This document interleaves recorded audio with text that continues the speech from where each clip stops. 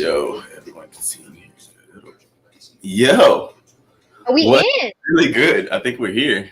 Hello again, Juan. Hey, how's it going? It's going. Jimmy, can you How hear are us you? all right? Good. I can hear you good. Good. Wait, we still have 10 minutes until we're live? I think we're Or live. we've been live for we're 10 in minutes. the show. Yeah, I'm looking at you on the stream. We're live. Got it. Okay, I'm excited, guys. Yeah, this is a big day. We'll save your nervousness for tomorrow, but today, Yes. there's no one has any skin in this game. This is good. I just want to show. Exactly. Honestly, right? Like this is. I just want a good game. I like this weather. Oh my god. Did you see Alex Scott and she looks miserable. Oh my god. Alex was not having this weather. Miserable. Let me holler at the chat really quick. Agent Elephant is in the building. RPM Assassin is in the building. Wraith Squadron. My boy Young Jay is in the building. Pete Burtnett is back. What is going on, y'all? Oh wait, Jay. Is Jay Colombian? Oh, I think we got oh wait, I didn't even reintroduce Juan. I'm sorry. Yeah, let's do intros. Jay is back. What game were you here for last time? Was it the first one? I saw it was PSG Bayern. PSG Bayern. Yeah. All right. The second leg. Quick introduction. This is my best friend Juan from Davidson. We've known each other for literally half our lives now. Yeah. It's crazy. It's wild. If you're in the chat wondering who the hell are these people that are on my computer screen, first off, why'd you click if you didn't know what you were looking for? I am host Aaron West. I cover everything for CBS Sports. Under the soccer umbrella, at least. This is Jenny Chu, intrepid would-be sideline reporter, but we're not allowed to be over in Europe right now. That's why we're here, because you heard about this whole Panasonic we got going on, pandemic. That's why we're here, hanging out together on the couch. Yeah, I would rather be in Europe, but I'm here with you, so we're going to have a good time. Jenny Chu, how you feeling today? No, I feel good. Like Aaron said, we would rather be in Europe, but we really enjoy having these Twitch watch-alongs. I already know the people that are constant commenters. We shout them out a lot because they like to come hang out with us during these matches. We have a good time. Aaron has Juan here. I will have my special guest joining in a little bit. And I'm really excited about that. Can you give us a hint as to who your guest may be? You don't have to reveal it. Is another Chew. Oh. And that's who I watch. Otro Chew. Those Chews.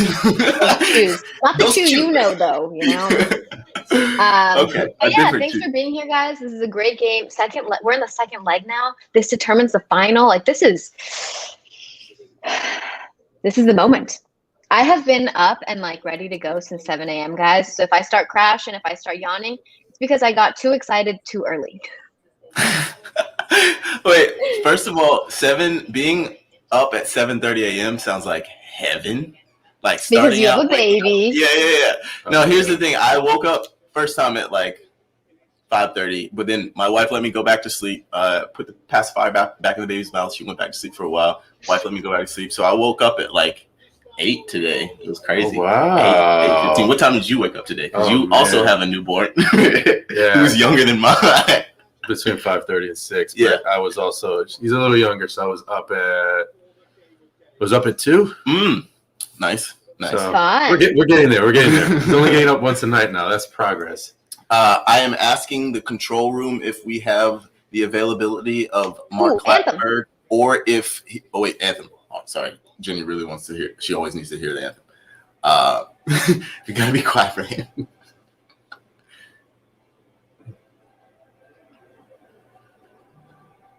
Under Herrera, what are the chances he gets a yellow today? Okay. Why does he get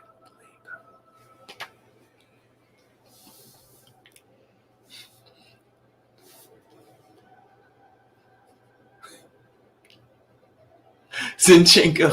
Sorry. I love that kid. That can't not give you guys goosebumps. No? I mean, yeah, it's exciting, but I'm not like as romantic about this sport anymore. I'm older and jaded now. No. Don't bring that energy in here. I don't want to hear that. This is a beautiful day in football. We are going to celebrate it as such.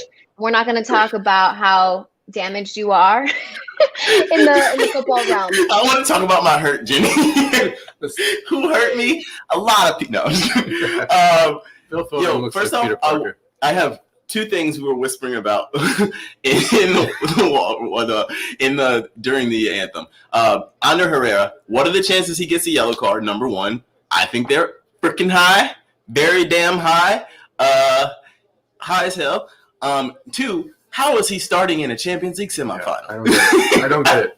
How is this happening? I don't get it. I mean, this is a well-deserved red card, though. Technically, it's disrespectful to Ander Herrera. I wanted to be like, no disrespect, but I don't think you're that good. He won't like the comment, but let's just be objective. I don't understand how he makes this lineup. I think I would probably prefer Danilo. Like, I don't know. Probably Danilo. Listen. For me, it would have to be him. But maybe he's not fully fit. I gotta say, we had to make our picks before the Mbappe news came out earlier today, obviously. I'm going to give my prediction, and people are going to be like, what? Ooh, Young Jay with a hot take. Neymar's masterclass incoming. I don't think that's that hot of a take. I don't think it's a hot take either. Also, I'm going to say it for him because it would be awkward if he was like, oh, before the cameras turned on, I said the same thing. Juan said the same thing before the cameras came on. I mean, I had to give my prediction beforehand. Obviously, this changes the game. I do predict PSG moving forward, and I didn't know that Mbappe was going to be out. You know what I'm predicting? Marquinhos masterclass today. Masterclass. I could see another header from a set piece. He did it over the weekend. This has nothing to do with actual play. A lot of times people ask me oh, who's your favorite player you've ever interviewed? Who was really, really good? Who stands out? Alexander Zinchenko for Man City is amazing. This dude, I think it was 3 years or 3 years ago when Copenhagen went on tour with Man City. We were with them all summer, and Zinchenko was the dude that they just tossed at us oh, we need an interview, oh, we need to do something, we need some sort of content. He was the guy who's always up for something. He's always engaged, such a nice dude, and hilarious. I love Alexander Zinchenko just because he gave us so much good content, and he was such a nice guy. So I have nothing but respect for that dude. So he was okay. Mahrez. The exact opposite of Riyad Mahrez. I love that Riyad Mahrez was not super down for anything. He was nice to us, but it was nice in the I'm a superstar. Why the hell are you asking me to do shit type thing? That you brought him up. Yes. Woo! We got visitors. 2 seconds, but I saw that Zinchenko had obviously played 30 minutes. He came on as a sub for Cancelo last match, but he had 100% duels won. Jenny, stop your stats. Your brother is here. Sorry. Steven Chu, welcome to the stream, my dude. How you feeling? I'm feeling good. How are you? I am great. I want to, first of all, let you know that this is a free zone for you just fry the hell out of your sister. Any old drama you want to bring up, anything she's embarrassed about, this is your show now. I'm here to make you feel comfortable and make your sister feel as uncomfortable as possible. This is yours. You're a little brother, right? Yeah. I too am a little brother, so I understand. This is your chance to make her feel pain. No, it's not your chance. Please don't listen to him. But welcome, man. We're happy to have you here. Thank you so much. Do you see this ice? Yeah, this sucks. You guys, everybody in the chat. What's your prediction? I gotta give ours as well. But what's your prediction, Steven? I have Paris winning it 2-0. 2-0. Yeah. Okay. I'm gonna give mine. I think this ends. I think we see a Neymar goal, but I do think this ends 1-1, and I think City goes through. This condition suck. I've changed my prediction since we did I mention? Mm-hmm. Similar, but I have Paris moving on as well. But I got a 2-1, and we go into PKs. We go overtime PKs, and because it's a semifinal, it has to be drama filled. Okay. I think Man City wins 2-1. Okay. I would love to see Neymar ball out. I would love to see Neymar ball out, but I don't see it. I don't see it today. I mean, just because it's obvious doesn't mean you have to pick the all right, sure. I'll make it a little more fun then. 3-2 Man City. The only reason why I'm saying it's obvious is that when it's Champions League, I feel like expect the unexpected. That's why I'm like, you can't go with the obvious, like Man City's going to win and it's going to be whatevs, you know? Yes, rooting for chaos. Young Jay knows what's up. Young Jay, also, question, is the snowy pitch going to be somewhat of a factor? I think it's going to be a huge factor. Like, it's not even just snowy. That's the thing. Like, if you saw, it's hail. Like, the pitch is, like, a little bit bumpy. It's slow. Like, it's going to slow the game out. I think it's actually kind of plays in PSG's favor because they can, like, they're not upset about, like, whacking long balls and doing stuff, especially Pochettino. He doesn't hate, like, changing up his game plan. You know, Pep wants to play 5-yard passes everywhere. So I think this plays in PSG's favor, but I still think Man City are going to win. Well, I think that the ball's rolling decently, though, right? Yeah. PSG has to have a lot of the ball to get Man City off their game. So Facts. I'm going to pull up my stats that I can follow. Analysis also. Wait, Jenny has stats? Surprise. My goodness. This is an Angel Di Maria live tweet.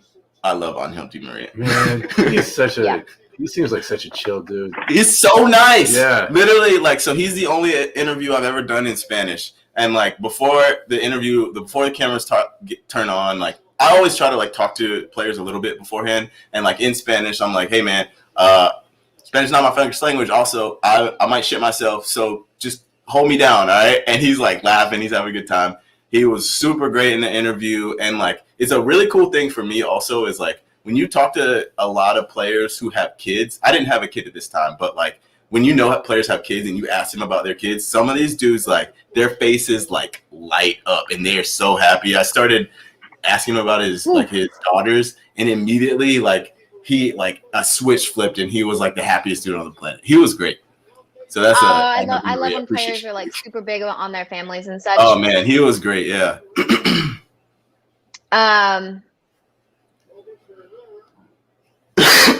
Like I said, stats. Guys, I'm heavy on the stats. If you're new to the Twitch stream, welcome. Obviously, this is a watch along. We're not going to show you the game. The game is on Paramount Plus, which is amazing. Tell them, Jenny. But let them know. Let me tell you this possession. Currently, PSG, 71% of the possession. Like I said, in order for PSG to get Man City off of their game, they're going to want to keep more of the ball. What do you think, Steven? Yeah, I think PSG is going to control the game, and they're going to find a goal in the first half, and then it's going to, like, go late, and late drama is going to happen. We love that late drama. How are you Especially guys since I have no stakes in this game. I love that. How are you guys going to feel if Icardi is the one that scores the game-winning goal? Not happy. Not happy. I won't get into any of Icardi's personal drama on stream, but if you know anything about this man, Google him. He's not my favorite person. Ooh, okay, wait. Ooh. This is good. This is good. What are they calling it? Handball? Was it handball? Wow. We get a VAR? Are we getting a handball here? He gave it. Oh, my Oh, goodness. yes. Zinchenko? No way. Peter Burnett said handball. I told him he's nice. It's because I shouted him out. Yes. Oh, man. We got chaos off of Livingston, and this is what I want. Listen, I'll be happy if my prediction's wrong. What? No, that's I on don't the know. shoulder. That's Okay, not that's him. a shoulder. That's It's a a shoulder, but is that? Do you guys in the comment section think this is a That's PK not or him. not? Oh, my God, no. All right, Absolutely not. penalty. No chance in hell that's a penalty. There absolutely is going back. There's no chance in hell that's a fish. Okay, now I see why. We don't have Mark today. Yes, I absolutely love. First off, chat. Unfortunately, we don't have Mark Clattenburg. Shout out Mark Clattenburg, the GOAT. But I love when they accidentally show a slow motion of a player just letting one fly. Bad word. Oh yeah. They gave us slow motion, and Zinchenko was like, Oh, it happens. It happens. I love it so much. You know what? How chaotic would that have been? You get one on stream, by the way. You get one. You get one.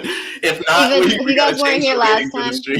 You guys weren't here last time. I let one fly, and I'm so sorry about it. No, the funniest part about it, Steven, is you've obviously competed against your sister for years. Like, you know how competitive she gets when she like flips that switch. She like was talking about something happening in like a game and like got pissed off, and she was like, "Just give me the ball," or like, "Get out of the way," and then like blacked out. And I said a bad word. She did it. I was like, "Ooh, Jenny."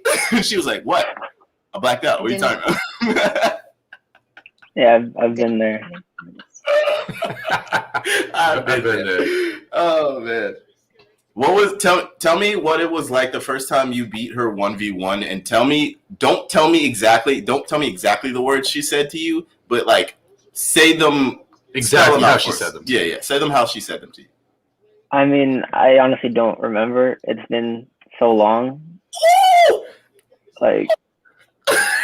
He said he's been beating your ass for years, is what I just heard. Like, I've been beating that ass for years. What are you talking about? I don't remember the first time. I can tell you the last time. It was yesterday. Well, listen. I used to bring Steven everywhere since he was like 6, like tiny. He would come to every single one of my trainings. I had him training with my boys. Studies about younger siblings and how they get all that knowledge passed down to them. They get the shit beaten out of them by the older sibling. They learn toughness. They learn all the knowledge that they learn all the mistakes you did. They won't make the mistakes you did. That's how it works. Younger siblings get all of that, and then our parents love us a little bit more. So it's great. It's wonderful. Okay, so I played with men, and Steven would come to our trainings. He's 8 years younger than me, so he's like a lot like smaller at this point. And we used to say bad words, and like those men used to talk a bunch of like adult things, and I went off on my teammates. I was like, when my little brother's around, you don't talk about that stuff. I know like we're in high school and we want to talk about girls and stuff, not in front of my little brother. And I would go off on these men. Well, big sisters are so different than big brothers. I definitely told him, give my little brother the business. He should take it. Oh, I love that. That's so good. Oh, man. All right, 10 minutes in. What are our early thoughts, y'all? Anything change from what you've thought so far? Like your initial perspective? Oh, my God, yes. Something just changed. Oh, wow. We're 10 seconds behind her. Oh, Maris? Woo-wee. Well, wow, that's a really good finish. Maris has been on fire recently. That boy, okay, this is why he was like big boy in us. Because he knew he was going to be this. I can do this. I can do this. This is why. Because he was like, you realize I am just weekly at my lights. Oh, man, that's okay. All the way from Ederson. I mean, yeah. From Ederson. God, all the way from Ederson. Insane. What a ball. Perfect run. What? From Zinchenko. Perfect ball back to De Bruyne, was that? Who stepped out? Was that? Is that Marquinhos that wasn't reading that ball over? Hold on. I don't want to see a bit. Oh, that was Florenzi who got beaten by Zinchenko, and then who stepped out and blocked that? It was Florenzi who actually blocked it. I don't understand. If you've got 4 guys behind the ball and not a single one picks up the Bruyne on top of the box. Yeah, like literally, right, guys, it's literally the biggest threat on the field. Who loves to hang out in that area? I know. What is going on? And it's not like you didn't have enough guys. No, there were 4 back. First of all, that's why if you have Danilo Pereira instead of Ander Herrera in that position, he's there, yes, cleaning that up, and then you let Leandro Paredes be your shuttle, the link play. Ander Herrera is not good enough as a defender or good enough on the ball to be that midfielder. So, like if you have Paredes in there, you need a Danilo. Like you can't play both of them together. They're not. Paredes is good, but he's good defensively. With a better defender beside him. So Herrera is not good. Herrera and Paredes one came in for the other over the weekend. But when you can't play, Gay, what do you want? What can you do? Danilo Pereira. He's sitting on the bench. He's right there.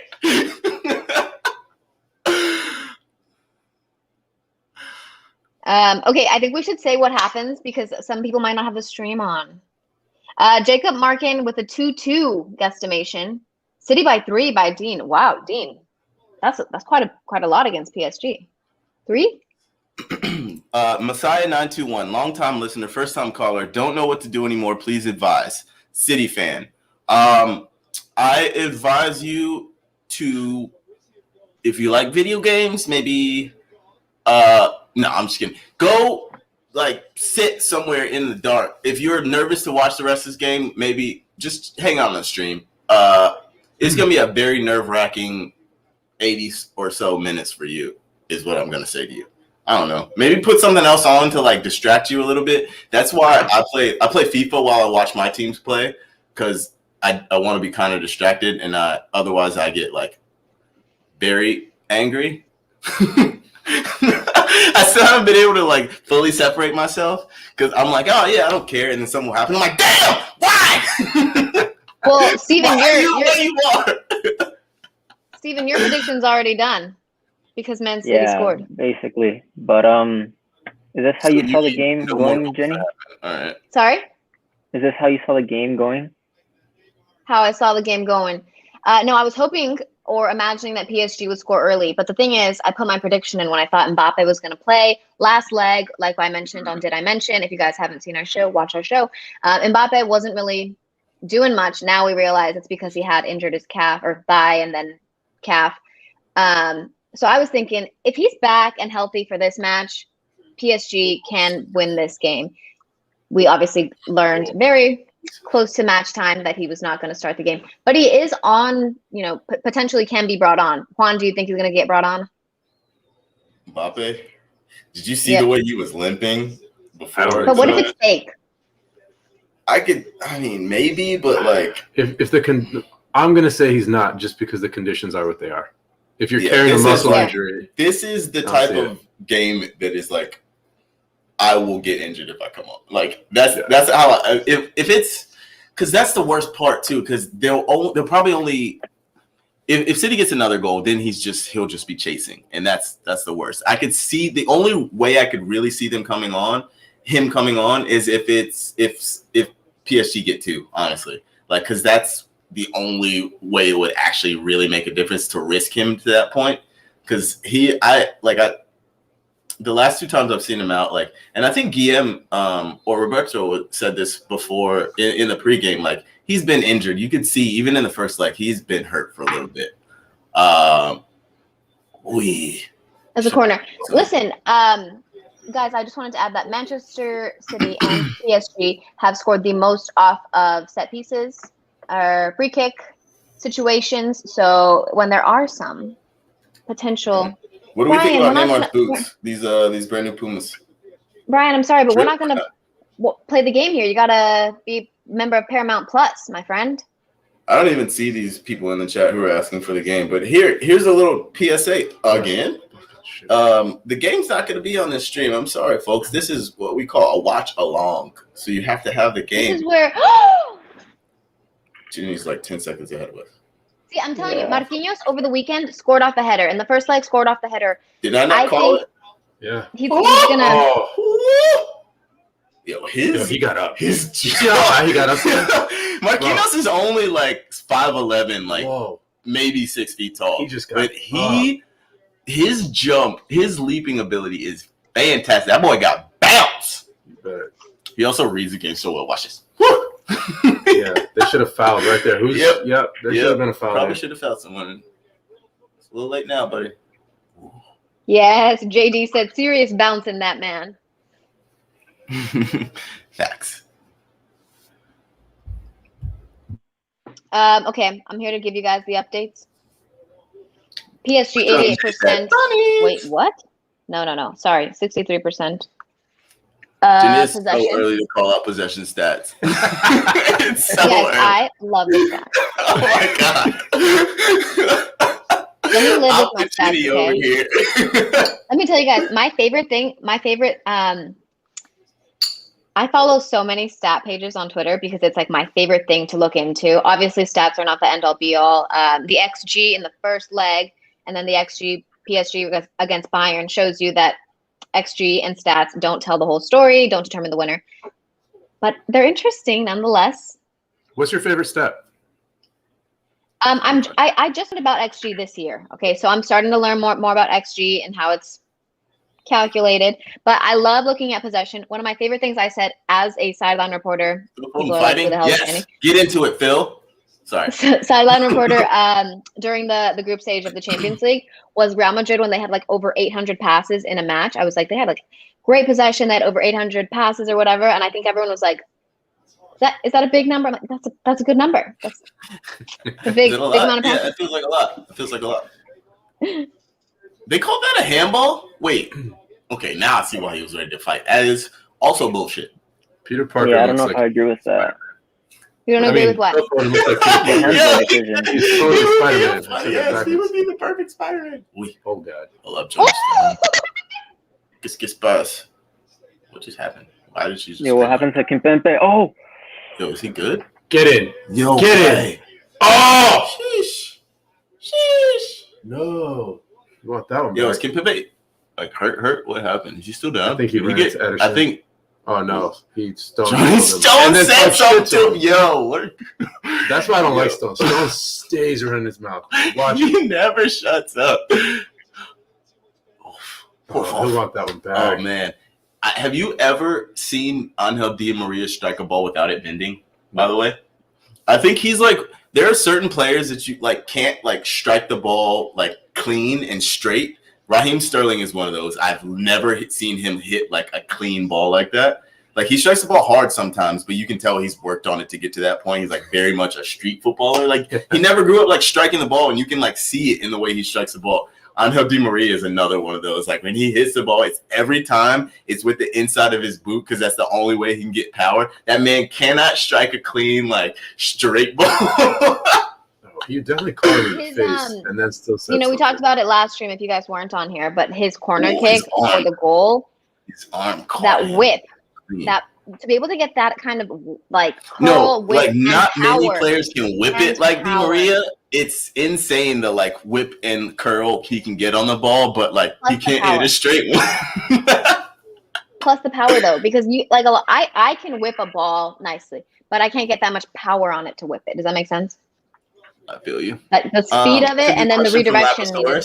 Neither of these teams have won the Champions League before. Both are expected by their board and fans to win their respective domestic leagues each year. Which team feels more pressure to win their first Champions League?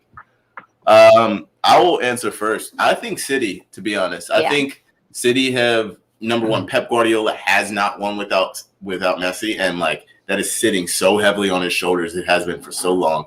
City with all the obviously PSG have spent a lot of money, but like with all the money they've spent over these years and the success they've had domestically, to not have a European trophy, I think is big. And PSG has like the excuse of like coming from a farmers league is what they call it. And like they were formed in damn 1970. Like PSG is a young ass club. Even if they don't win it for a few years, I don't think anyone's like, oh man. Yes, we look at them as maybe a joke if they don't win it, but I think the pressure is not as much on PSG as it is on City right now. I would argue, I actually think there's more pressure on PSG just because this is basically all they play for. I mean, I hate to put it that way, but it's true. It's true. And I think that there's still – so the expectations of Guardiola are always high, but I think there's still enough respect for him that if he doesn't win it, it doesn't – I don't think it changes his reputation yet. I think the day that we reach a point where we're like, if he doesn't make this happen, it's officially a ding on his resume, then maybe I'd say the pressure's there. But this is what PSG's built for. Whoa. This is fool doing, bro. This is idiot doing. My guy, Young Jay, who's not making it through this game, bro. He came through with his arms like this and like is now yelling at the ref because he got called for a foul. Like, what are you doing? You know what you did. Didn't you say he was going to get a card too? Yes. Are you psychic? I've watched Ander Herrera play for years. You don't have to be a psychic. You know what's even more dangerous? Before we get they have him out there with Verratti. That's what I'm saying. It's a competition. Two walking yellow cards. Like literally, they're two walking yellow cards. Oh my god. Listen, I'm learning about the world of gambling. We talked last time, Aaron. You said, don't mess with people's money, Jenny. Don't mess with people's money. But a lot of the bets have to do with people getting yellow cards or red cards. Like you can make money knowing like who's not good up here. Let's say Bickle. Betting Herrera gets a yellow is like betting the sky is blue. There you go. There you go. You probably made some money. I love that. Yeah. Hey, I want to place a $10 bet on water being wet, and then we get in a whole discussion on like, is water wet? Like, we're gonna have a whole philosophical discussion.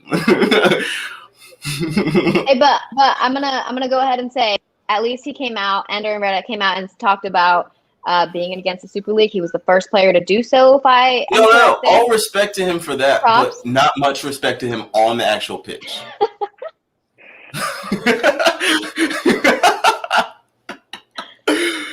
Oh man, Steven, do you think I should do some gambling talk? I mean, it seems like Aaron some gambling talk. Aaron should do gambling talk. I mean, he got this under her yellow card, right? Well, technically, I do kinda, because I have to do like picks for. I'm the host for La Liga, so I have to do picks for that, and that's partially why I was like, Jenny, don't do it. Every time I do my picks, I like second guess, triple guess. Like I'm like, yo, I don't know, and when I do it, I'm like, listen, I don't know what's gonna happen. Please, just I stress myself out with picks. This is what I think. Out. Oh man, that's why I don't even do the picks for CBS. Like I'm always wrong. I hate that. I don't like being wrong. I hate losing, and I don't like being wrong. So why would I do something where I know I'm going to be wrong? You know what? Because I got the Cristiano Ronaldo and the Pulisic call on Twitter. People are like expecting my picks to be like maybe right. I'm like, nah, guys, don't think I'm going to be right.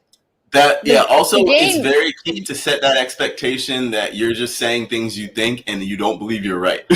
Yeah, that is cultivated by Twitter personality around that. Like, hey, listen, I'm just a dude. I'm just a dude. I watch a lot of soccer and I read a lot of stuff. This is what I think. But the don't reality take my word as gospel, please. How could you ever know? You don't know. No one knows. Like, look at this stupid ass sport we're watching. It is so unpredictable. You know how many times this sport has pissed me off? Yeah, so unpredictable. Many. But that's also why we love the sport. Like, yeah, that's why we love it. But it's also why it frustrates us constantly. Stupid ass sport.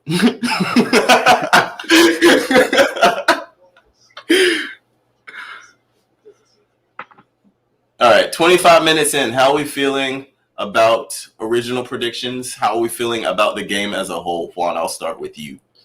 I mean, I think I still sit on what I said. It sounds boring, but Neymar hasn't quite gotten into the positions he wants. I'm expecting a little more out of Di Maria right now because I think he's the only one outside of Neymar that can really unlock anything. Nice. And in the last about 3 to 4 minutes, I see Man City better positioned across the midfield, actually. Yep. They're starting to eat up all those 50-50 balls, everything that's being Breaking coughed those up. little They're in there. So if Man City continues to dominate the center of the pitch, I don't think it's one of those games where a long ball is going to win it. And so I think Man City's pretty comfortable right now. All right, Steven? yeah, I'll have to agree with that. I mean, Man City seem like they have their back line set, their midline set, and That's a good ball. PSG is really struggling to break it down. So I don't see PSG pulling this one off. Look at how many City shirts are around Neymar right then. It was 10 seconds ago for you guys, but Y'all don't believe in hope. I do, but I also believe in what my eyes are telling me. I also believe that Man City's got a hell of a squad with a hell of a Is this coach. why So, I'm that person that like believes in people's potential more than I believe in what I'm seeing, huh? okay, but time out. When in Verratti's career has he showed that he's going to live up to his potential? And that's one player. Like, that's the problem with PSG is they have a ton of players with potential who've never lived up to it, in my opinion. And so I don't think that those guys will step up in a big game like this because we've seen them choke too many times. And I think, again, Man City has got a hell of a team with a hell of a coach. I stand by it. It's got to be two special players, Neymar and Di Maria, to make shit happen. Otherwise, this is comfortable for Man City. Matthew, don't go back and forth on me here. me you believed in PSG, and then Juan and Steven made their case, and you were like, I've changed my mind. Man City win. You can't be doing that, Matthew. I thought we had a thing going. We had an allegiance. Jenny claims loyalty from people, and then when they listen to reason and change their minds, she's like, "Yo, listen, ride until the death." Logic. We don't believe in logic. You don't believe in logic around cheer. Listen, the only reason why I said PSG was going to move forward is because I honestly thought Mbappe was going to come in, make a difference. Obviously, he's not here. He's shaking up, but I still got to stand by my pick. You can change your mind now that he's not coming on, or is not on the pitch at least. No, that's fair. I don't know when can I change my mind? When am I allowed to? Like, what's the deadline? I mean, it was at the 25th minute when I asked you if you wanted to change your mind. We're rapidly moving past that point now.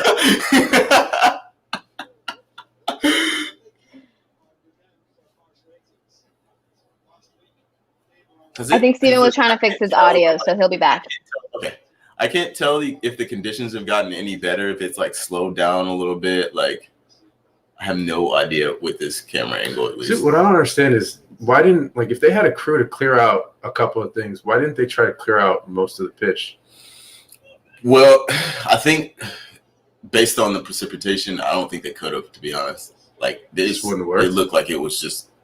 It would have been as fast as they tried to clear it out. I don't even know if you can either. Like, I think because it's kind of like snow, like it's kind of embedded in the grass. You'd have to like tear up the grass to get that out of there. I don't know. I don't know what you would use. I'm not a groundskeeper. A shovel. I would have handed every single player a shovel. JD1, City in cruise control right now. Yeah, facts. And yeah, they clearly have shoveled some of it, but like I don't know how much you can do. Like, just give every player a shovel and say, "Here's your one." All right. Any Man City fans in the comments? Y'all are at 80 points this season? Obviously, Manchester United, Liverpool didn't go on, so we didn't get to crown y'all champions just yet. But quite an impressive season. Doesn't mean you're going to win Champions League. I say that because my allegiance is on a team that could win Champions League. Minor caveat. Not an unbiased opinion. Not at all. Listen, I'm less biased than Micah Richards, I would say. Well, Micah played for he literally played for the team. I understand why he might be minorly biased. No, as a pundit, he's obviously. I mean, have you ever heard Jamie Carragher talk about Liverpool? Unless they're like down 3 men and like someone's arm is hanging off, he's like, "Nah, Liverpool always have a chance. Right, yeah. The lads have got a chance, yeah. Right." I'm gonna send that clip to him and see how he feels about you. You gotta. If it's a Liverpool accent, you gotta start with the Right, lads. To begin with, like the first couple of days, I had a hard time understanding him. But then when you hear it, you understand him just fine. But at the beginning, Liverpool I was like, "This is a fake." He also like clearly works to un-Liverpool it a little bit for TV. Have you heard 2 Liverpool people speaking to each other? It's incomprehensible. Like it's literally you cannot understand a word they're saying. It's a lot. That Scouse accent, JD. That's what Peter Schmeichel called him out on the other day. I was cracking up. It's a very distinctive one.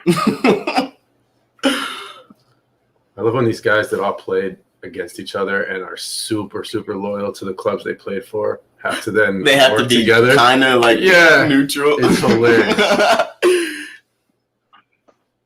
Jenny, what do you think of? Go ahead. No, hit me. Oh, what do you think of Andy's 2-0 prediction? Oh, our other brother, there's another Chew, said 2-0 Man City. Yeah, maybe. Do you guys think that PSG is not going to score at all?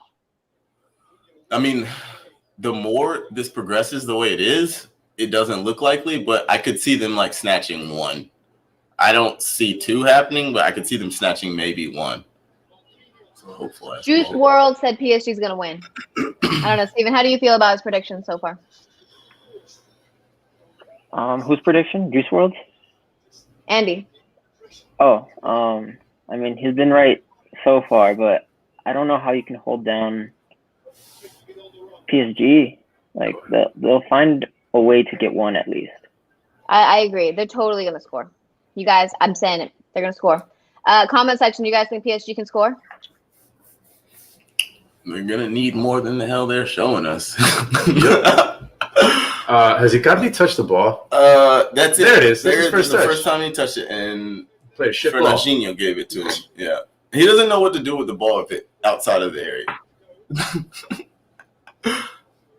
Yeah, actually, I think the conditions are getting worse because the ball is definitely slowing down. Yeah.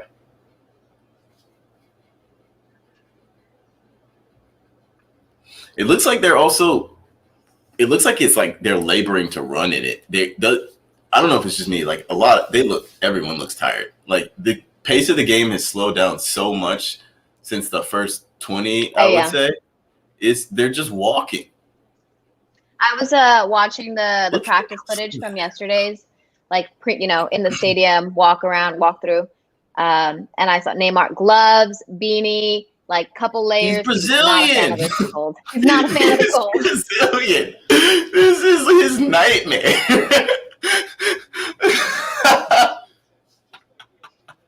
That's why when those early rumors of him going to Manchester United before I think he went to Barcelona, I was like, there is like -0 chance he's going to Manchester United. He had one conversation with Robinho. Oh my God. He was like, have you been, like, he talked to Robinho, he talked to Elano. He was like, Fernandinho was like, no, it's not that bad. He was like, bro, you played in Ukraine. Shut up. I'm not built for this. It's like Willian. This is why Willian stuck around. Yeah, like he played in Ukraine. This is fine for him. He's like, I'll get to live in London. Oh yeah, this will be all right. Those Brazilians that play for Shakhtar, that's different. They were already built different because most of the ones that went to Shakhtar weren't like super, super highly rated off the rip. So they were built for that scrappy mindset. Neymar went from Santos straight to Europe. Like that boy he's not hardy. He's not strong. He's built like a damn twig. He's been injured so many times, so his shit creaks every time it goes below 60 degrees. No, he hates it out there. If you guys don't have the stream, I'm sorry if you don't have the Paramount Plus stream to watch the game. Same time, PSG just got a shot, a little off target, Ander Herrera with a bit of a miss. Aaron, should I try color commentating? Sure. Hey, Steven, what's up? Aaron, what have been like the worst conditions you've played in? When I was like, I want to say like 16, 17, I actually came up here to Jersey to play in a tournament for, forgot exactly the club, what tournament it was, but it was like October. It was like 35 degrees and sleeting. And I was like, it was one of those moments when I was like, I don't think I want to be a pro. Like I had a few of those moments when I was like, yo, I don't like this. I want to be able to walk up and tell my boss, I'm not doing this today. I don't want to do this. Like, it's cold as hell. Like, I was getting the shit kicked out of me. Like, I was at that point, like, when I was 16, I was like 5'7", like 130 pounds. And I was like just getting dogged all over the field. Like, I hated it. And it sucked. So Jenny and I had a whole argument about Neymar and like why he dives. And we won't rehash that out. But part of the reason I understand why he dives sometimes is because I was built like Neymar, and I understand that shit hurts. Yeah, we got into a big argument on this on Did I Mention? And I was trying to take a low blow at Aaron, and Aaron was she's trying to be like, what, were you like injury prone? I was like, yes. We never talked. I've literally no, not injury prone. Are you a little crybaby? That was the question. No, I took And my you were injuries like, yeah. I'm not gonna say like a man. I took my injuries like a champ, but I understand the getting the shit kicked out of you part. I just got him. Oh. Like, that's what we need. We need like 2 more of those from Neymar, like so he can get into the flow and like Literally start feeling take himself. on the whole See, team. that's smart actually. Jenny talked about this on the stream. Like that is one of the things you do to Neymar. You trip him up, you get him pissed off, get him out of his element because he hates that shit. Look at him. They're all speaking Portuguese too. You know exactly. Yep. They're all. Yep. Bernardo's Portuguese. They're Brazilian. He's talking big cash shit in Portuguese. You know why he got kicked, right? Bernardo didn't appreciate. He did not appreciate that Meg or the little touch to the face. He didn't like any of that, man. It's gonna be hard to take those crosses. Was that Di Maria that just put? No, I can't see. That just put a cross in, and obviously not his usual crossing. Potentially that ice having an effect. I agree. Steven, did you play in snow before? Yes, I have, and it's horrible. I mean, you're always slipping and sliding, and then whenever the only thing that helps is like when you shoot and the keeper and it hits it and it skids. That's about it. We're all. I think it's like 3 Southerners and then Juan, who's from Connecticut. Yeah. So I can tell you right now, there are 2 conditions I hated the most. One of them, so I think one of the worst inventions ever was when they started putting heating under the turf. So it meant that we still trained outdoors in the winter. So when it was ODP, regional team, things like that, and it was just mandatory. It didn't matter if it was January and snowing, the field was still clear. Basically what we would do is we would lay down on the turf to do our stretching because it was warmer than everything else. But I hated it. And then the other was I went to a tournament in Florida in July. And that, honestly, I think that's the worst I ever played it because it was too much. Like, it was the heat, the humidity. I actually would prefer to play in the cold. I agree. Like the cold than Florida in the summer. And honestly, like I hated playing in North Carolina in the damn summer because it's almost the same. Like I actually would much prefer to play in the cold than the extreme heat. Oh my God. You can't breathe. It feels like you're running with a hot, wet blanket wrapped around your lungs. I never ever once asked. Cool, man. One time in my life, I asked for a sub, and it was in that tournament. Ever. Remember, this was like 50 minutes in. I turned to the coach. I looked at him. Parents had the buckets with like the sponges and the water and the ice, and they kind of sprint. I walked over to the sideline, looked at my dad. I was like, throw some water on my back. I turned to the coach. I was like, I'm done. I don't want to do this anymore. It's miserable. Like, this sport was not meant to be played in anything above like 85 degrees, really. Like, it's miserable. Like, anytime European teams come to the States in the summer or like anytime there's any sort of summer tournament in Asia, like when the World Cup was in Korea, Japan, they were miserable. Some of those games, especially the it's filthy. My goodness. Keep going. Go on, man. Yes. Go on, man. Anyway, someone mentioned that's why the next World Cup is just ridiculous. Obviously, that Qatar, it should not be there. I mean, aside from the fact that 7,000 people have died putting this thing together, why are we still having this World Cup in Qatar? Okay, let's start there. Number one, it's gonna be 110 degrees. What is going on? My stream is froze. Okay, am I the only one? Well, so Steven and I grew up in El Paso, where it's like Aaron, 110 degrees in the summer. I'd have to disagree. I prefer the heat than the cold. You guys grew up in El Paso. You were not human. What's wrong with you? Stop it. No. Absolutely no way. No. Not for me. You stop it right there. Sorry, you can continue. I didn't mean to interrupt you. I had an outburst. No, you're wrong. Sorry.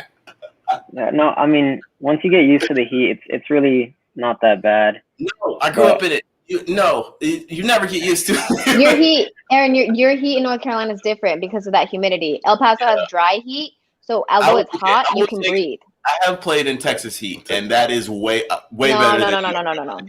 Texas is not El Paso, Aaron West. Texas is not. It's different. Texas is way too big. Okay. First of all, I understood so much about this country when I first got the offer to work for Fox Sports. Go online. The offer to work for Fox Sports in 2016. I lived in DC and I had never driven across the country. So when I moved from DC to LA, I drove. Me and my good friend E, we drove across the country. I went from DC to Chapel Hill, from Chapel Hill to Atlanta, Atlanta to New Orleans, New Orleans to Austin, Austin to El Paso, El Paso to Phoenix, Phoenix to LA. And when I drove across Texas, that was good geography. Thank you.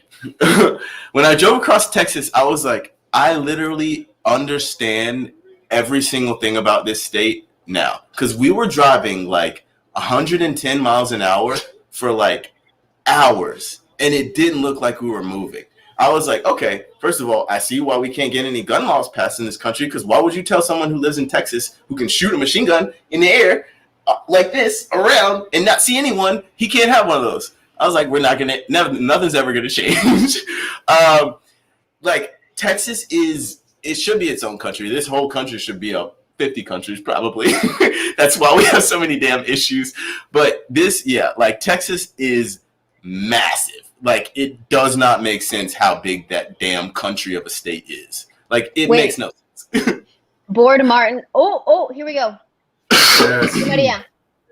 No. Board Martin said Ruben ate that ball and didn't even flinch. That hit him like in the face or on the side of the face. Yeah, Ruben Dias does not have a good touch from Poch, by the way. Fantastic touch.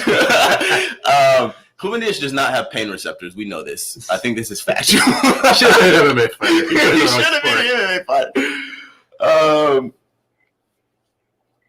Yeah, the fact that Lapasaurus not justifying the Qatar World Cup, but they did move it to winter at least. That is a whole other reason for them not to host if you're a World Cup traditionalist. Yes, you said it. There are many reasons. I don't have the only good reason is that it would be great for that area of the world to host the World Cup. It would, but not them. So listen, I understand the corruption in the FIFA and like all of the problems with it being there. But I will say I spoke to like a Qatari prince, I don't know why, about having the World Cup there. And he said... Yeah, let's backtrack. Rewind. He said that it's going to be like the best World Cup ever because you can go to multiple games in one day. You can go on like the train system, whatever. They're like... No. Go back to the beginning of that sentence when you said I spoke to a Qatari prince and then just morph past it like we weren't going to hear that shit. Excuse me? What? I am who I am. What? Anyways, he was telling me a lot about... We're not having Qatari princes whitewash this damn World Cup by telling us how amazing it's going to be with the billions of dollars they have to spend on this shit. Qatari prince, I go to the game. Air conditioned. Right. I stand to make a lot of money for this World Cup, so yeah, it's going to be great. Fair. I'm just letting you guys know multiple games in one day sounds pretty dope. No, it doesn't. I hate everything about this World Cup. This shit sucks. As a spectator, I would enjoy it. As like I work in football. World Cups already have multiple games. Wait, what are we talking about? Like you can go see them, like because it's so close. You can watch like 3 games in like you could like go like pop because they're so close. I'm not here for that because of what it means. Sheesh. Riyad Mahrez is so damn buttery on the ball. It's foolish. I cannot wait to get into this halftime. I'm gonna need y'all to go into halftime and change some stuff up. XJM, non-related, but who wins the Euros this year? Don't just say France. Well, you've seen the players that they have at their disposal. Did you see who won the last World Cup? Okay, I will call my second place team. Does that work for you? England. I'm going to give you they've gotten good. England or Portugal. I think Portugal will have a very good shot at it as well. Never. I mean, come on, like you've seen France, right? France can legitimately, and not even like, oh, big hyperbole. They could legitimately put 2 or 3 teams into the Euros and finish decently well. And that's not hyperbole. They have so many players right now. It's foolish. Belgium, good shout, Belgium. Who is that? Mark C? Yes, big shout, Belgium. I'm not going to put Netherlands into this because Virgil van Dijk will not be there. Yep. And that team is most of their players this season have been kind of unserious. And Netherlands as a country is like, they're really interesting. They're like, country psychology is so interesting. They're so individualistic in a lot of ways. They're very like arrogant people, but like for good reason. Like Rembrandt, like they staved off the like earth with their they should be dead basically, and their engineers are like, nah, we're not gonna do that. So I understand why Dutch people are like they are, but it hurts them in a team sense. That's why they've never won shit. What changes do you think that City and PSG will make going into the second half? Icardi needs to come out. I don't think Icardi will come out. I don't think he will, but I would take him out. I would maybe take off Ander Herrera, for sure. Move Verratti back a little bit, and then put on like, is Moise Kean available on the bench? I could maybe see like a Moise Kean and then let Di Maria and Neymar float in behind those two because they need goals. Or Ander Herrera needs to come off. To me, those are the two changes. Yeah, like maybe you put on Danilo so that like he sits directly in front of the back four, and then Paredes and Verratti can get into the attack a little bit more. But number one, Herrera needs to come off. And sorry, this is to that earlier point. JD1, Netherlands won't do it with De Boer as coach. That is the most important part.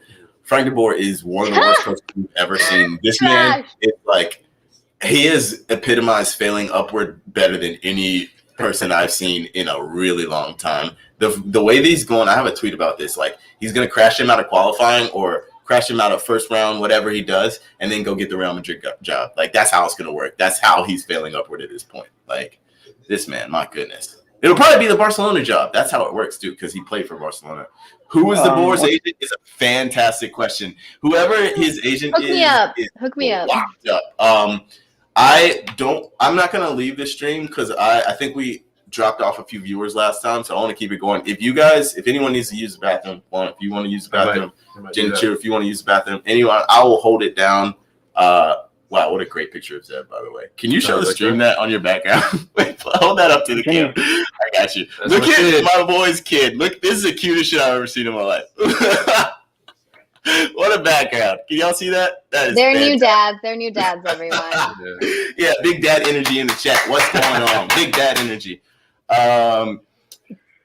Who's your pick for Moting's agent? So here's the thing. I actually, apparently, from what I've heard, Choupo-Moting is like one of the greatest locker room guys like ever. Apparently, everyone loves him on the team. He's like the guy that when like new players come in, he's like, yo, let's go out. I'm going to introduce you to everybody. I'm going to hold you down. Apparently, Choupo-Moting is like the greatest team person ever. So I don't even know if he needs to have that good of an agent. They're probably just like, yo, we need a striker. All right, call up Eric. There needs to be a show that kind of goes into each team because that's what I love learning about the most. It's the players you least expect that are the ones that are about whether it's team camaraderie or who's the feistiest guy on the team, and you realize like who's the guy in practice that everyone's like, oh shit, he's always turned on, right? And it's always someone you don't expect that's got the most competitive spirit, things like that. It'd be dope if there was a show that kind of went into. This is why this guy's so important. He seems kind of, maybe average for this squad, but look at all this stuff he does behind the scenes. It's kind of cool to learn. Carlo Pensoglio, the backup goalkeeper for Juventus, is apparently Cristiano Ronaldo's best friend on the team. Like, he was the only one from the team who was invited to, like, Ronaldo's birthday party, apparently. And it's like, Pensoglio has had, like, a very, very unassuming career. This man, I don't think he's started for any team he's ever been on, but, like, He's Ronaldo loves him, so he's the guy. There was a day you actually told me about Busquets. Yeah, right. I can't forget that. Busquets is apparently like he's the guy that you don't end practice unless his team wins. Yeah, because he's that competitive all the time. You see him on the field. I mean, clearly Barca. He comes from, in my opinion, best club ever when they had Xavi, Iniesta, all those guys, Puyol. So he's got to be competitive, but I didn't know he was that guy in practice that's just like, he's going to kick the shit out of you, and a coach won't end unless his team wins.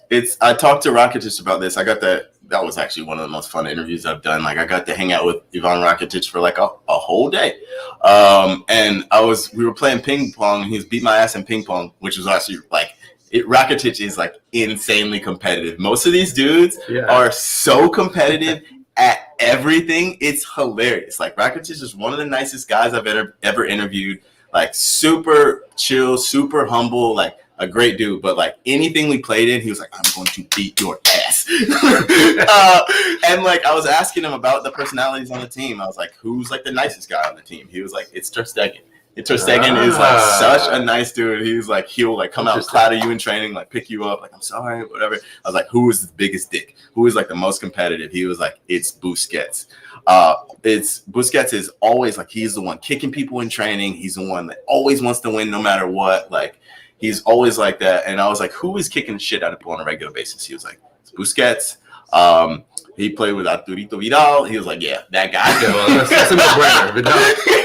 I was like, yeah, that makes sense. Yeah, that seems like it makes sense. That looks like for breakfast he eats children and drinks beer. Yeah. Yeah. What do we got in the halftime chat, guys? Is anyone going to the bathroom? I'm about to run out. I'm gonna do it because I might switch with you right after you do that. All right, I'll head out too.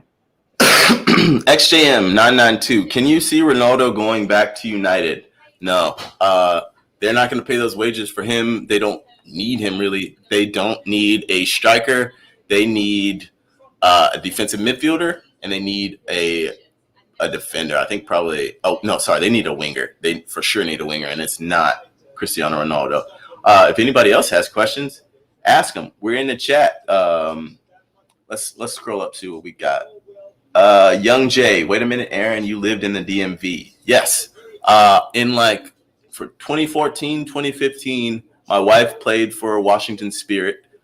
So we lived in Bethesda, Maryland, and then we moved to Crystal City, Arlington, Crystal City, Virginia. So like literally like right outside the city, but on both sides.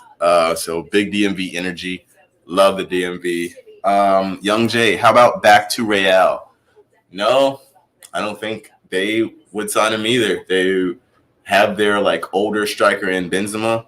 And I think probably what they're going to do is sign either somehow they'll figure out some money. It's Real Madrid. They'll take a loan from the Bank of Castilla or Bank of Madrid, something like that. They'll figure it out.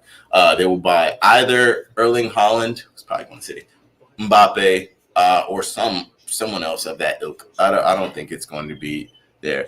XJM992. If we were playing Football Manager, I think we need Varane, Ndidi, Kane, and Rafinha.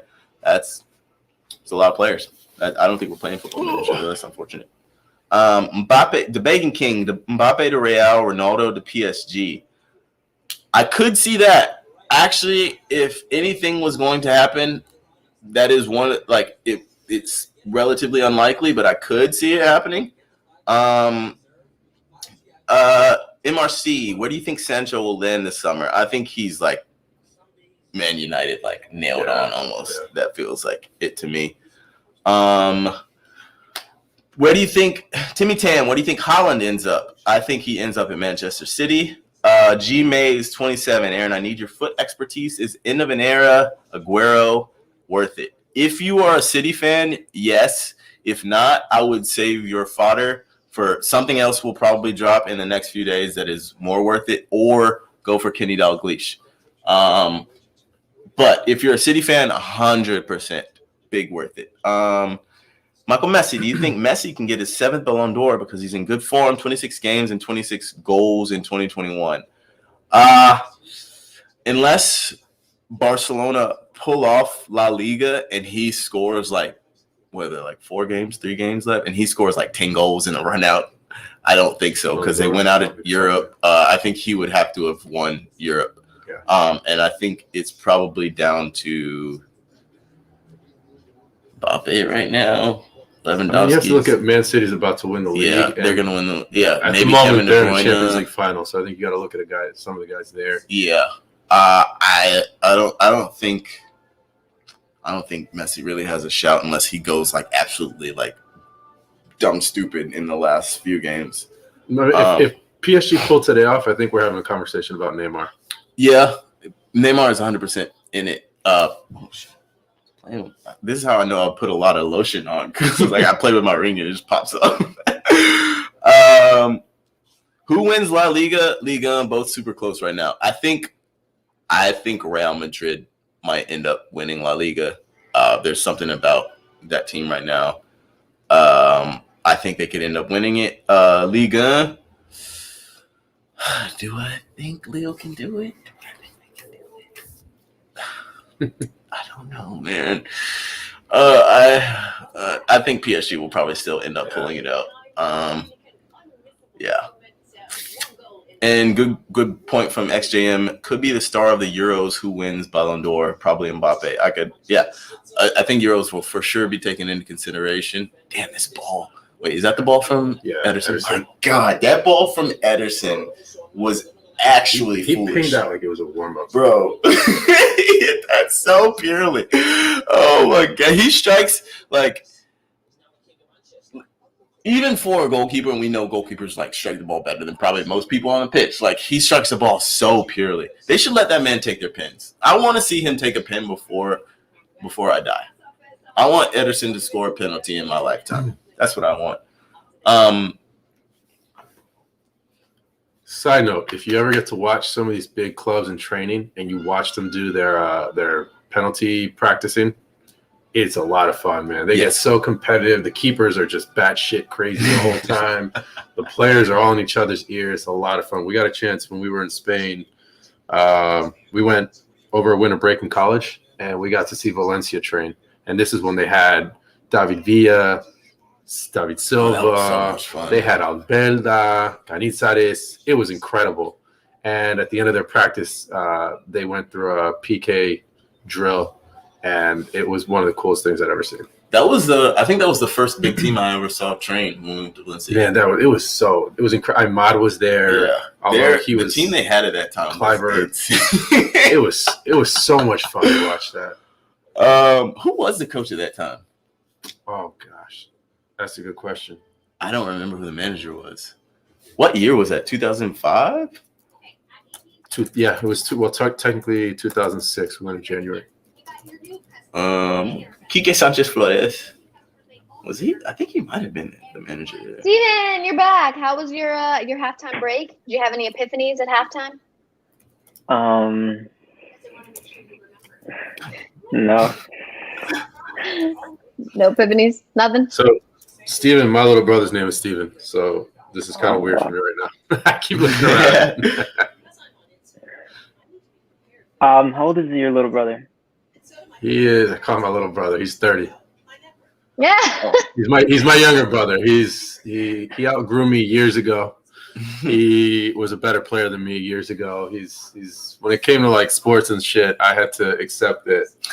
You know, he blossomed, and I just kind of had to take the ass whooping.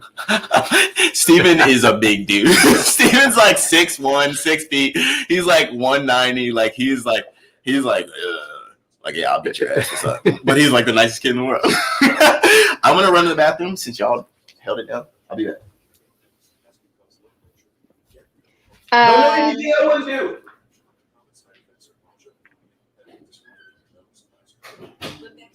So I want to say, what position do you play? I play as an attacking midfielder. So you wear the white cleats, Megs, full show? Yeah, I wear the bright boots. I'm the one that making plays. That's what I do. What position do you play? Holding mid. Okay. Yeah. So you'd be the guy that has my back. Exactly. Okay. So someone in the comment section, Steven, just said, I know you can't see the comments, so I'm going to read it to you. Worthier Globe 58 said, I tore my ACL as a freshman. I'm going to be a junior next year, and I'm going to grind for a D1. Maybe Steven can talk to you. He just tore his ACL. Yeah, I mean, it's tough. Like, it's really hard, but I mean, the only thing we can do now is recover and get back stronger. I mean, I recently just tore it, so I'm going through the same thing. I get it. It's hard. Did they graft from your hamstring? Where did they pull? Yeah, from my hamstring. Wow, Did you I have ever a have stat for any- you guys. I have a stat for you guys. No Juan, way. I specifically don't you. believe it. Go for it. Specifically you, Juan, because you gave Icardi some hate, and you were right to do so. Fewer touches than any other player on the pitch, including both keepers. I'm not even trying to hate on the guy, but he's not doing enough. He's not opening up any spaces for Neymar, Di Maria, anyone going forward. He's not getting on the end of any crosses. He's not holding the ball up. He's not finding the ball to even hold it up. I don't really know what his purpose on the field is, and if I'm one of the Man City center backs, I'd be thanking him because you just kind of gave me a night off. Yep. Yeah, I think what's up? I think Moise Kean has to come on. I think they need to put in a different player, different look. Have him bring on more chances, different opportunities. Yeah. You think Mbappe's yeah. going to jump on? Probably not at halftime, but in a few minutes? I think he has to come on. Like, being down 1-0, you have nothing to lose. Back. I think I mean, Mbappe his has to health. come on. I just heard Juan give the most thorough evisceration of Mauro Icardi in like the most professional terms possible. I was like, oh, I love it. I was in the kitchen like, oh, this is fantastic. Yeah, he's not holding the ball up. He's not doing it. He's not occupying the center backs. Honestly, if Icardi doesn't get service, he is useless. He is purely a number 9. He is a poacher. And like, to his credit, like he is fantastic at that. Like he is a wonderful finisher. There's a reason he's playing for PSG and getting paid a lot of money and has like gotten paid a lot of money to score goals. But when Icardi does not get service, he is less than useless. Like he doesn't press the ball. He's not great on the ball. He like doesn't really make like a lot of runs that like truly occupy defenders. Like he's saying, like Ruben Dias and John Stones are just sitting back there like, well, this is fantastic. Who do we play this weekend? Honestly, at this who point, do we close the title out against this weekend? Because I'm chilling. You were better off putting Kurzawa in and just saying, dude, just run and bash into those guys, and they'll do more than Icardi's done. Would be a perfect addition because at least Moise Kean engages defenders. Even when he's not on his game, he at least engages defenders and like makes things happen. Did Neymar change boots at halftime too? Looks like he did. Looks like it. He had the like black and pink jaws on. It's time. Well, Are we back? We back. Cheers All to right, guys, chaos. comment section. Tell me whether you think Mbappe's coming on and what minute he's coming on so we can look back and see who was right here. If he's coming on. They cleared it. They brushed it or did something. Oh, yeah. Pitch looks a lot better now. I still am going to say I don't think he goes in. Really, at all? I agree. I think don't think so. legitimately, like, I think he's badly injured. Like, I think he is on the bench mainly just for fear factor to something in the back of Pep's mind. Like, oh, he might come on. Like, literally, I think that's at this point probably the only reason he's really on there. MRC says if we see him at all, 80th minute, 75 from Board Martin. Peter Burton at 75 if PSG get one back before then. That's the thing. They would have to get at least, like, if they don't get one back, he's not coming on. I think maybe even not unless they get two, but probably one, because that then gives them a little bit of hope. You think PSG wins the league? I said in the break that I think they maybe snatch it. I don't know if Leo has it in them to like pull this out, but I think they're only 1 point off now. At this point, that's the thing. Like, yeah, it's only 1 point, and if it was like bigger at this point, I could see them, Leo, like maybe doing it. But I think this is scary hours for them. They don't have the like players who have won it before, the like mentality. I would love to see Leo win it, but I don't know. Damn, Philly Foden is so smooth on the ball, bro. It's like you watch him, and it's like, okay, I see you grew up playing in the streets, and I also see that you trained with David Silva every day for a long so time. good. Yes.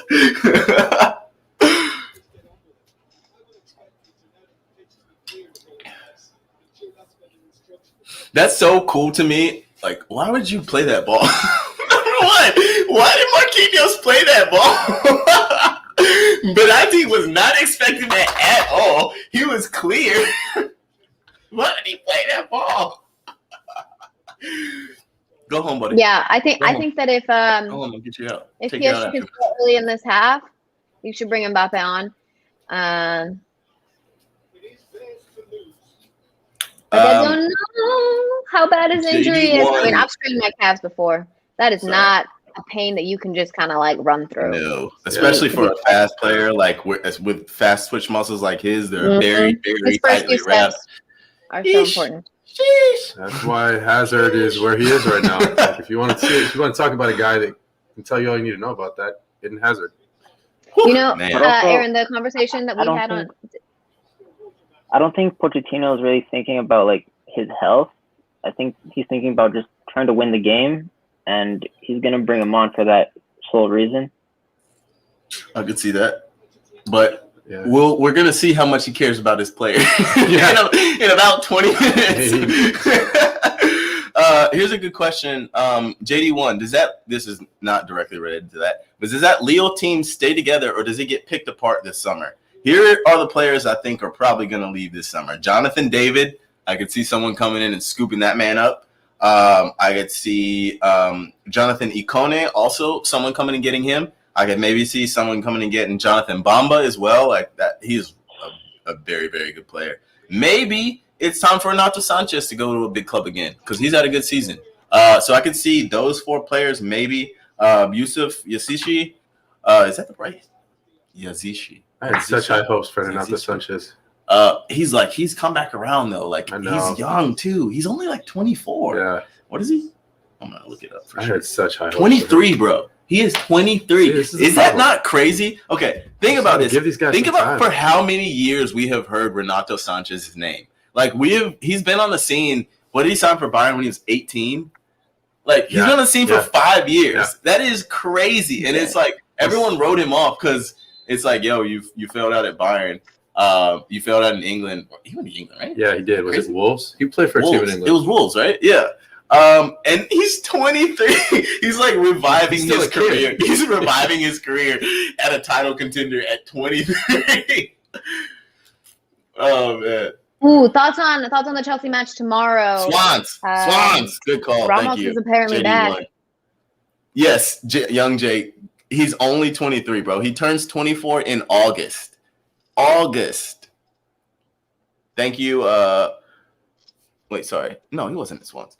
He's saying Soumare rumored move to Swans. Where was he? It was Swans, yes. Lille, then it was Bayern. Swans on loan. Bayern, Swans, then Benfica. Right. Goes back when Swans. Wait, no. Benfica, Bayern, Swans, Bayern, Lille. Damn, reading backwards. Crazy. What just happened? So is Diallo about to catch himself a yellow card? Because that's 2 quick fouls in a row. Also, is that Lupe Fiasco? Like,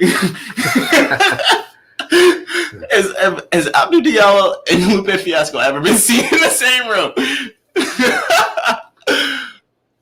So, Jenny, you asked about Sergio Ramos being in tomorrow? Yeah, I think you respect what that man is, and I mean, the experience he has, the competitor that he is. But as someone who's a Madrid fan, I'll say this. The one thing you get when Ramos has been out for a while is sometimes he tries to do too much. And that could really bite him in the ass tomorrow. There was a match, I think it might have been against Mönchengladbach, potentially in the group stage, where he was feeling himself. He was like making some wild tackles, going like super high, leaving the back completely exposed. And then they got scored on. Might not have been Mönchengladbach. I don't remember exactly what game I was working, but I was like, oh, you're feeling yourself, huh? You're not going to stay in place and do your job. You want to go be the goal scorer. Shout out to Tosin Makinde, our boy Nigerian Scams, who was talking about Ronaldinho earlier and talking about how he used to put Sergio Ramos in the blender. He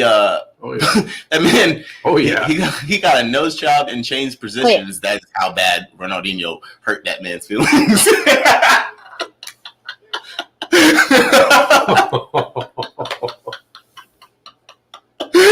Yo, he used to dog Sergio Ramos out. It was like the most welcome to the big leagues boy I've ever seen. People think that just happened at Madrid. Remember when Ramos was big at Sevilla? Ronaldinho would still show up. Like, all right, kid. To be fair, though, Ronaldinho was dogging everybody out at that point.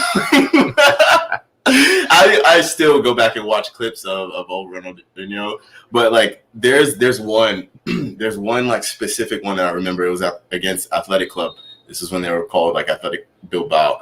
But like he's on the sideline and he's just juggling on like four dudes for like a solid minute, and they're trying to kick the shit out of him. And like this is the point where Ronaldinho was like at his fittest, so he was both like fast as shit, like quick as hell and strong as shit. So they were like trying to foul him, and he's both like dodging them and like bodying them. Like those are the days when his legs were like that big. Oh my god, I love that man so much. I cannot overstate how happy I am to have lived through like actual Ronaldo, real Ronaldo, Ronaldinho, Kaká, like all the prime Brazilians, the real like, oh my god, XJM, the most entertaining player ever. Like he may not be your GOAT, but the most entertaining player, I think you have to give that to him. Like, I mean, maybe Maradona, maybe. But someone that did it with a smile on their face the way that like he did. Every single day, he like embodied joy in football to me. Like when you think about like Alegria, it's like Ronaldinho's face. My prediction for the Chelsea match, someone asked in the comment section. Steven, I'm going to come to you next, so you better have a predict. Foden. Little dink. It's got to be the little dink because he's going to go down. He was off. Always the one. That's a fantastic save from Kaylor. Quick counter. Come back and bite him. So watch how Kaylor closes his angle it here, does. and he reads him the whole way. Yep. That's real. We didn't get to see it. That was even though he was off, as a fantastic save. So Jenny, do you think that Hazard's going to rip your heart out tomorrow? I don't. I mean, such a great player, and the Chelsea players have so much respect for him. Christensen spoke about. Ooh. What is going on? What are you? Smack that! What the fuck? Oh, what a save!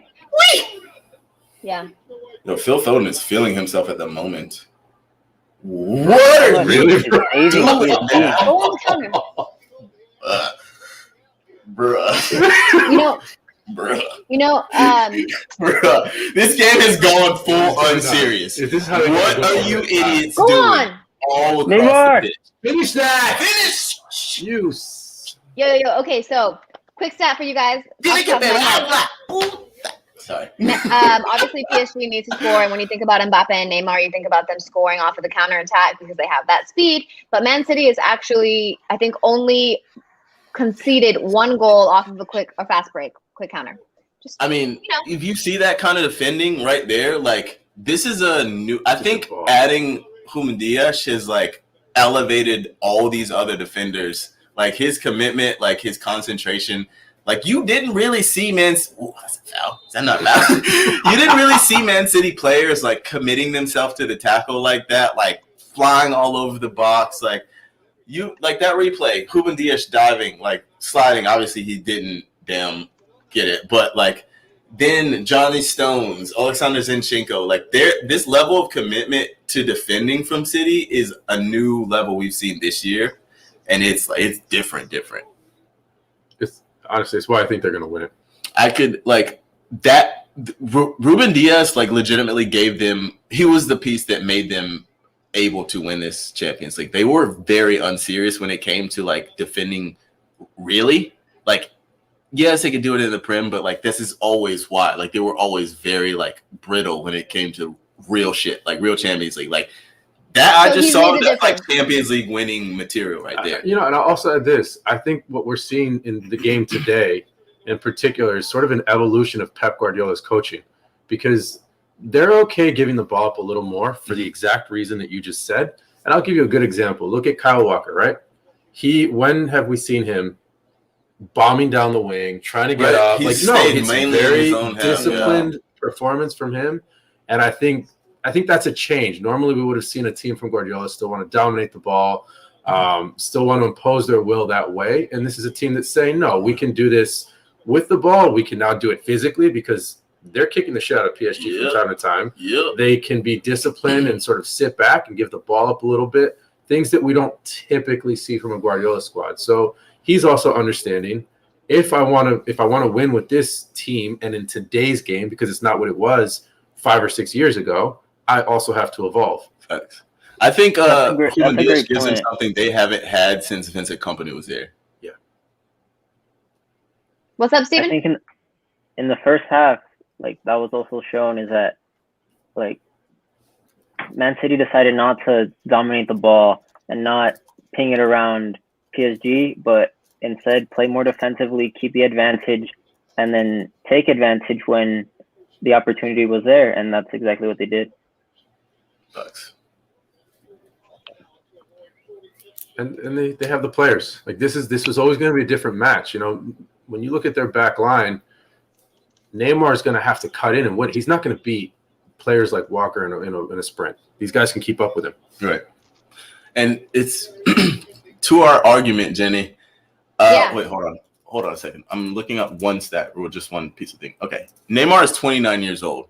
He shouldn't have lost the step that he's lost by this point. Like, you can see, like, through his injuries, he's not nearly as fast as he was 5 years ago, even for like a few when he was at Barcelona. Like, you can see, like, he's feeling shit. Like, he's not nearly as straight up fast as he was in the past. Like, he looks like an old man sometimes. I think the injuries take a toll. Yeah, they 100% take a toll. Like, it sucks. Yeah, that's what happened to us, Aaron. That's why we're not, at Champions League at the moment. That's 100% why I'm not in Champions League. Yeah. It was because I broke my back at 15 and not because I didn't train hard enough. I broke my back because I trained too hard, to be quite honest. But oh, it's lit. Whoa, yes, Ria. Wait, Juan, didn't we both break our backs? Oh, it's lit. Let's go. Freshman year. 3. Back surgery. There you go. 3 people. Wait, Steven, did you break your back? ACL. Nope. Oh, you got to get off stream, cuz. There's only broken backs on this stream, my guy. Let me see your L5 scan. If you don't have sciatica, you can't be here. Oh, my God.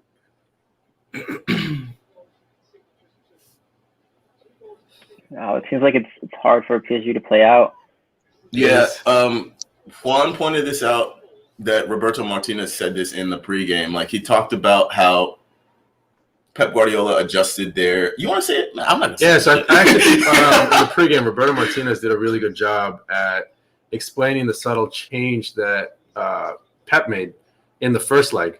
So in the first leg, Verratti was finding a lot of space, and it wasn't because he was doing anything particularly, spectacular. It was just sort of the way that the two teams lined up. It enabled Verratti to get on off the ball, or anyone that dropped into that pocket.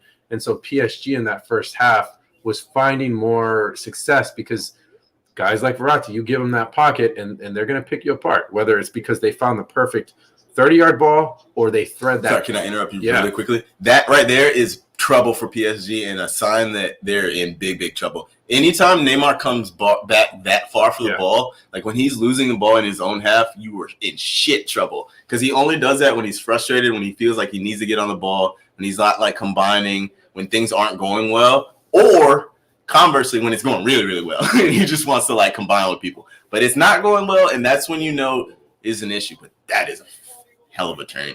I'm not against it. I'm not against it. He obviously has the ability. He wants to get it between lines and face up as opposed to receive it, like obviously as a number 9. No, I understand, but that means it's not PSG's game plan isn't working. Usually when that happens, when he drops that deep, it means that either something's not going well or it's going really, really well because he's just feeling it. But I think it's the first thing. Like I don't think he feels confident in what like his midfield is doing. That's why he's dropping so deep, in my opinion. And that goes to but that actually ties directly into what Roberto Martinez was talking about. Basically, when a guy, Verratti was one of the examples, but when they were letting guys find the ball in those pockets, it meant that they were able to break the press that Man City was applying in the next line. And so what Pep did was a very subtle change. He basically instructed players like Gundogan. He said, hey, I actually want you to press just slightly higher. And by doing that, they weren't able to break the press quite the same. And he's applied it here, too. You don't see them getting through the midfield easily. There's a sub that should have been made at halftime.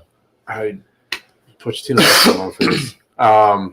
Anyway, I think Roberto Martinez brought up a really good point. It seemed like something very basic and almost subtle, but it changed the first leg, and they're still applying it in this game, and it's still providing the success they need. There's another sub that should have probably been made at halftime.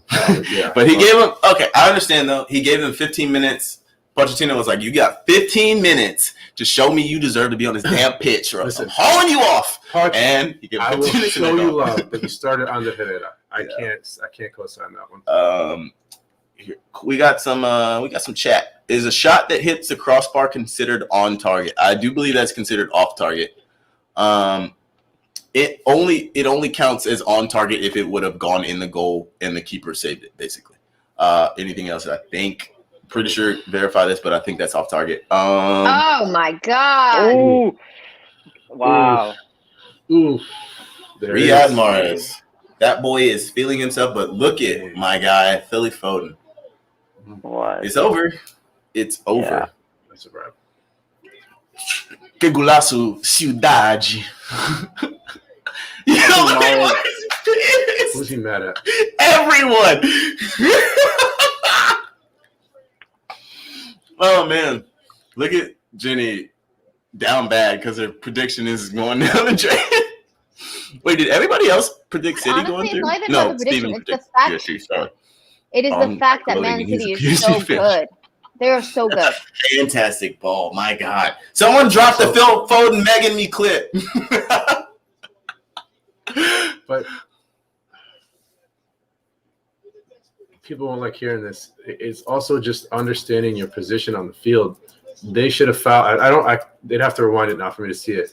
There was a clear foul that PSG should have committed to break that whole play up. And it's sort of, it's like, defending 101, if you're going to be hit on the counter like that, you make that foul, and they didn't. And that let them break the press. It is Je suis terminé. I don't even know if that's French, but it's over. My man 992. I'm assuming you're a man. Sorry, 992. You're right. You're all right. What did my guy say? Jenny is worried about playing City in the final if Chelsea get there. Facts. She's not wrong. Yeah, they're a good team. They're very good. They're good at the footballs. We got to talk about did I mention after this? And all I can think of is like Man City is really damn good. Yeah.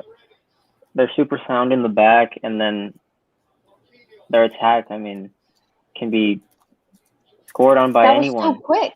Yeah. They have so many players that they can pick. I think someone said like their second 11 is better than most people's first 11. Like, damn. And the fact that they play all this without a true number 9 just shows like the creativity that Pep has. Again, on the break. Go on, lad. Oh. That was a really good job. Jenny and Aaron, who are your man of the matches? Ooh, really good question. Riyad Mahrez. I think it's gotta be. He's got 2 goals, huh? Yeah, Riyad. Those runs are unreal. Juan, to get back to your point, because you're gonna give me some excess information that I can take into did I mention, because I'm making some defensive points about Man City here. What difference did he make? You said he made a huge difference. What happened? I'm confused. Diaz, were we not talking about Diaz earlier when you were talking about Okay. Oh, in terms of who they slid up to press? I don't know. I thought you were talking about him. I brought up Gundogan. I was talking about Diaz. He was talking about Gundogan pushing into the press to break up those triangles. Oh, you were talking about Diaz? Jenny, just start over your question. I was talking about Diaz. What difference did Diaz come in and make? Is that what you were saying earlier? Yeah, he came in. Basically, they have lacked a commanding leader in the center of their defense since Company left. Right. Like, Aymeric Laporte is a good defender, but he is not that personality and that guy. But Ruben Dias, since he came in, you could immediately see a change in their mentality, a change in the way they defend, a change in their quality of defending. And I think he's the one that holds that standard high right now. God, Phil Foden's 20 years. Yeah. That's fucking crazy. He also saves cities at night. We just don't know. He what?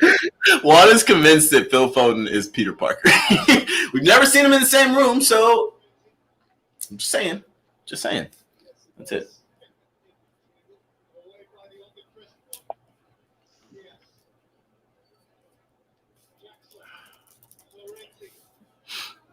Do you guys think PSG get a goal in these last minutes?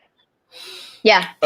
Yeah, I think I could see one and then a little bit of chaos happening, but I think one at the very, very most. I could, you know what is just as likely as PSG getting a goal? A Neymar red card. This is exactly the type of game that Neymar would get a red card in, because it's he another feels like break? the game is gone. The game is gone. He's gonna get. Ooh, that's a high ass boot. Are you serious? So I think there's 2 red cards. Him, never rule out Verratti. Yeah, Verratti is always on the down. I don't see PSG getting the goal.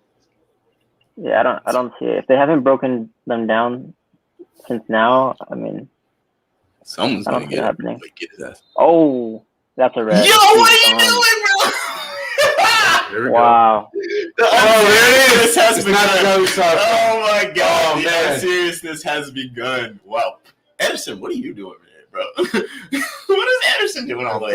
Ederson just likes drama too, bro. Stones is always in there. Stones is Fabregas. They just, they just get into it. In and around there somewhere. I missed what did he do?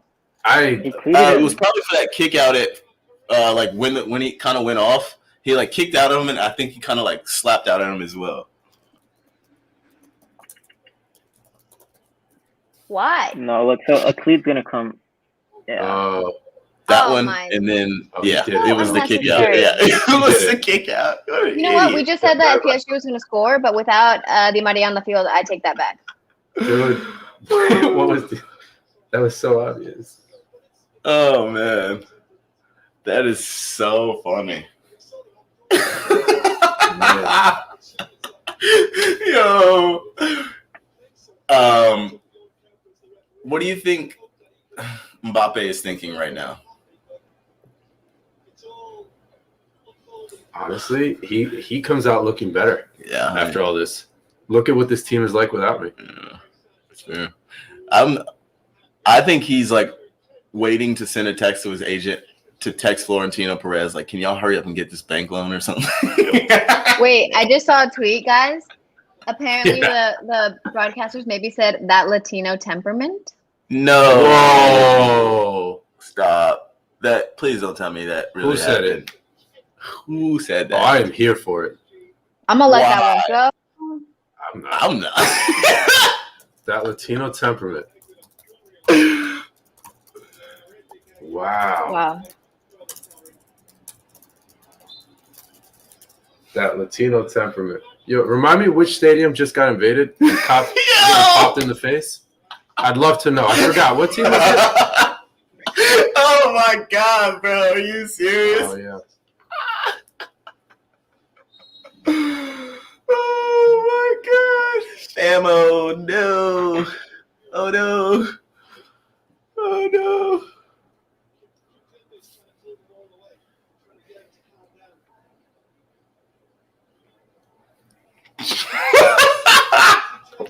It was Jim Beglin. Jim, come on, man. I thought it was 2021. We were trying to avoid stereotypes in that, man. That's fantastic. Oh man. I'm gonna change the subject now. Yeah, let's keep it pushing on.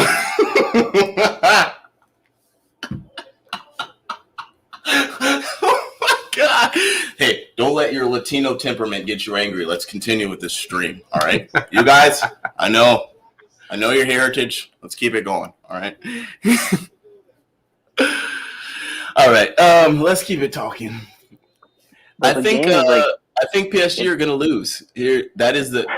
Wait, did we call it? Who had money on? Did anyone put Marco Verratti on? Did anyone bet Marco Verratti getting a yellow card? If you did that, you made money. If you bet Marco Verratti getting Another a yellow foul. card, Damn, there's his other is that one. his second? That should be another one right there. This referee is being very generous there. There's no chance he doesn't get a second yellow. Like, right? The game is like really heated. Do you guys think? This game is gone. Oh man. Dude. What's up, Steve? That Do you guys think another red is gonna come up? Yes. Like almost. I'm not gonna say 100%, but there are 20 minutes left in this game. Marco Verratti is on a yellow card, and Neymar is still out there getting the shit kicked out of him. What's funny is there's moments when you know that your coach is just gonna let anything happen and not care. Mm-hmm. That face sitting down and that face on Pochettino is sort of like. And we've talked a lot about the positives from Mauricio Pochettino, but here are the negatives. His teams very often fall apart at points like this. They never won anything. Don't think it's starting this year.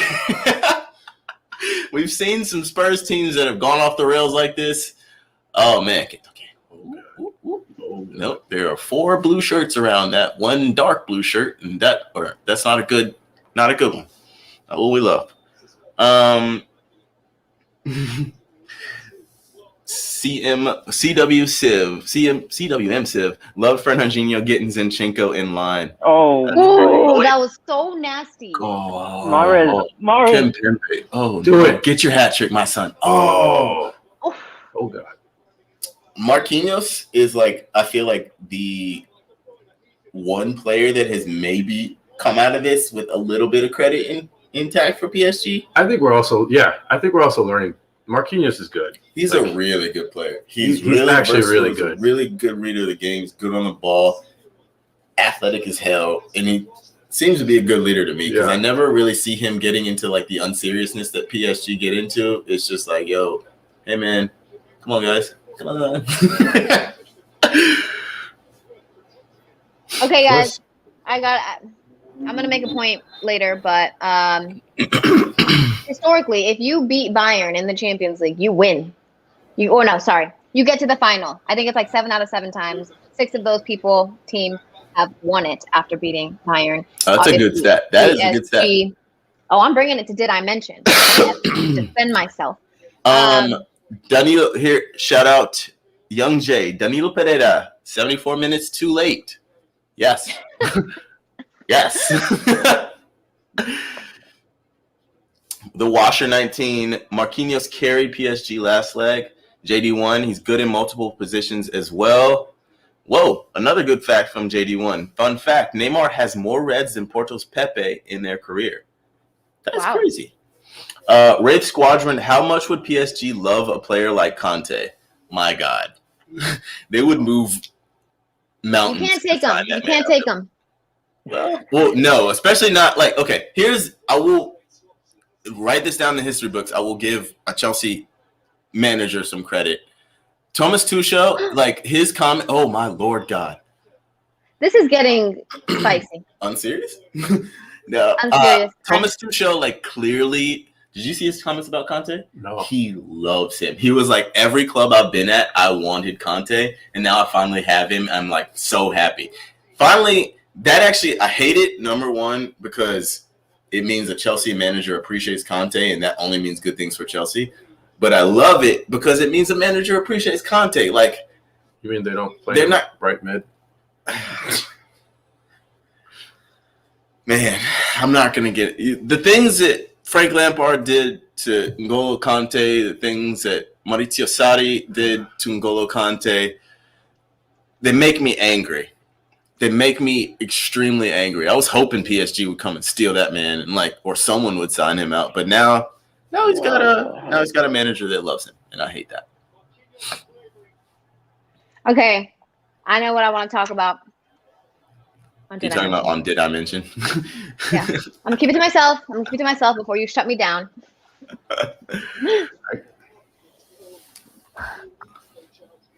I got one for Did I Mention? Let's talk about, European players that are leaders. Roy Keane. Did he have a temperament? Think so. But we won't go there. We'll keep it pushing. Anyway, with we're talking about Stratshongo again. This guy Danilo. Yeah, he's good. He's Oh yes, Tuchel did say that his mom loves Conte too. Yeah, he's like that man. Golden with the chance. Sheesh. I mean, look, N'Golo Kante is a coach's dream. Yes. Like he covers ground for two players on the field. He lets other guys on the field that you need to just have the space to do what they do, and he does the work for like 6 different guys. Realistically, he's the dream teammate. Honestly, like I don't think I've the only. Oh, he tried it again. Yeah, Fernandinho is not having it. That man is not having it at all. Hit shoot the jack. Enough with N'Golo Kante. He's actually really good on the ball. Yeah. He's really good under pressure. He keeps the ball in. What game was it? I think he had 88 passing percentage in the last big game, and he's just in general doesn't do stuff out of what he can do. Yo, but I see Johnny Hamill. He's definitely getting a car. Dude, I'm surprised Pochettino didn't take him out, bro. It's coming. Oh man, dude! How the thing is, I'm putting this one on Poch. You should have never started under Herrera, and you should have taken him off at halftime, and you should have taken Icardi off at halftime. This is on you, friendo. It's on you, friendo.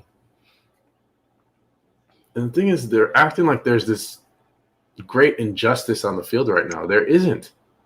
They've been outplayed. The ref. I mean, look, I love Di Maria, but he shouldn't have done what he did. Mm-hmm. It's true. Ooh. I don't think. Okay, so any of PSG's attempts, they're all off target. They have 12 attempts, all off target. Nice. Man City, at least 4 on target. Yo, that means Edison hasn't touched the ball with his hands today. Yep. Yo, that's crazy. That is actually easy day. He showed up to warm up. Wow. Oh boy, here it goes. Yeah, in these final 10 minutes, I think City, they're going to score again if they keep up this pressure. Yeah, I mean, PSG is a man down, and they have just completely lost themselves. The shape is not there anymore. Oh, yeah. Maybe. Here we go.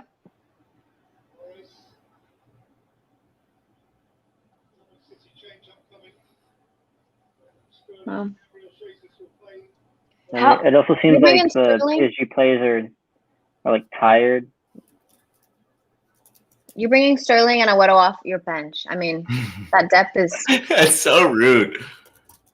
quite great. Where do you guys think Aguero's going in the summer?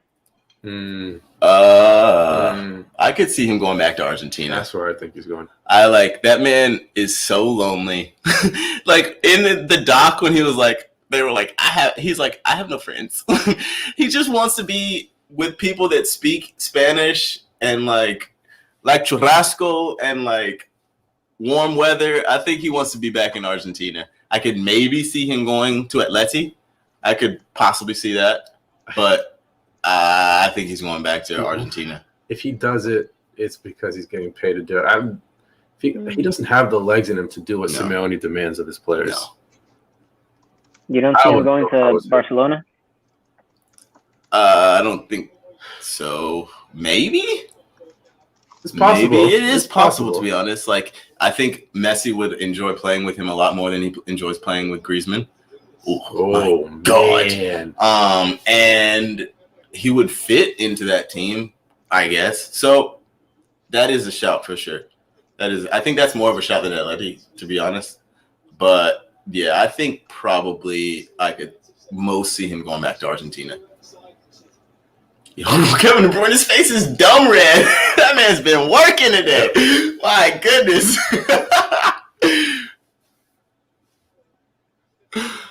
You know, I was really, really hoping for a penalty shootout today. I don't know why. I wanted the chaos. I wanted the smoke. It's not gonna happen. It's not gonna happen. Jenny, your hope is special. You have a very optimistic perspective, and I respect that. Because I haven't been beaten down like you yet, you know? Like I'm not. I know I'm you not got there a yet. few more years, you'll get there. For now, I will just enjoy being hopeful. You guys It's funny appreciate too, my because hope, right? in general, consider myself a relatively optimistic person. I've just become a way more realistic person. Steven, do you think you still have hope, or you've been scarred by the football? No, I'm with Jenny here. I still hope.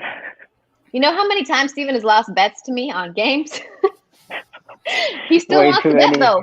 He still wants to bet. All right. Well, maybe you should be doing betting.